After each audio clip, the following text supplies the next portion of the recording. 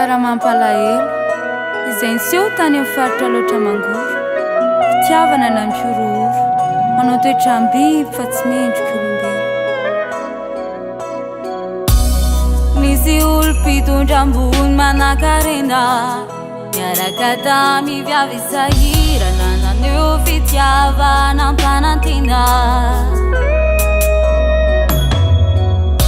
Ny vehivavy sahirana ny heritreritra fahasambarana sy faharetana kena taon'ny mpanan-karena fakana tafinaretana.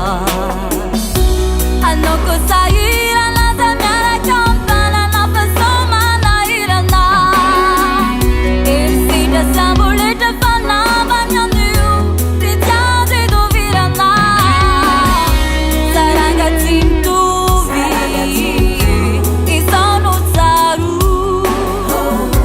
tsy alovy miaraka amin'ny olo miatra tsara.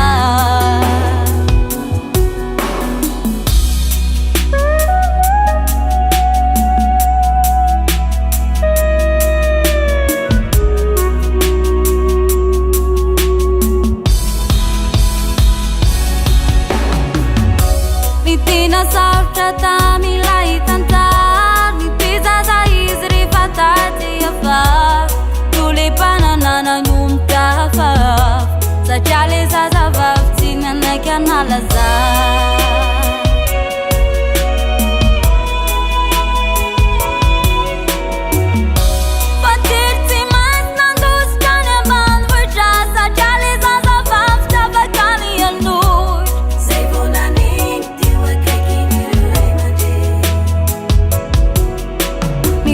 Karena tsy afaka hiteraka amin'ny sahirana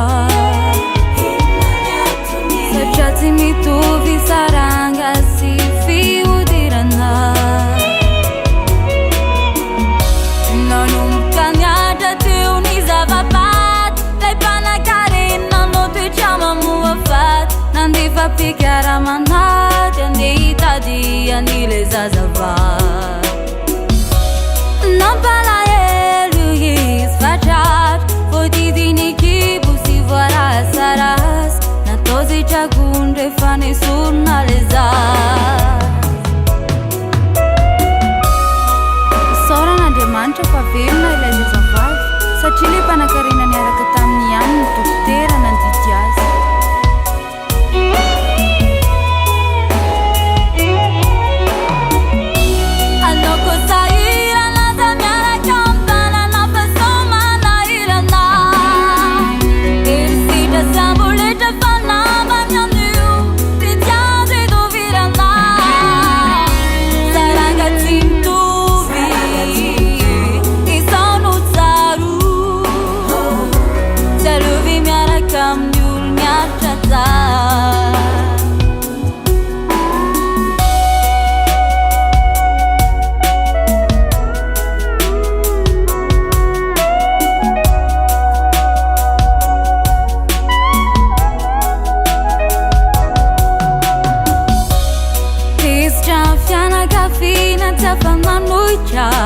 Satria olo nambany vohitra rehefa niakatra fitsarana nitondra fitorina voarovitrovitra navarina.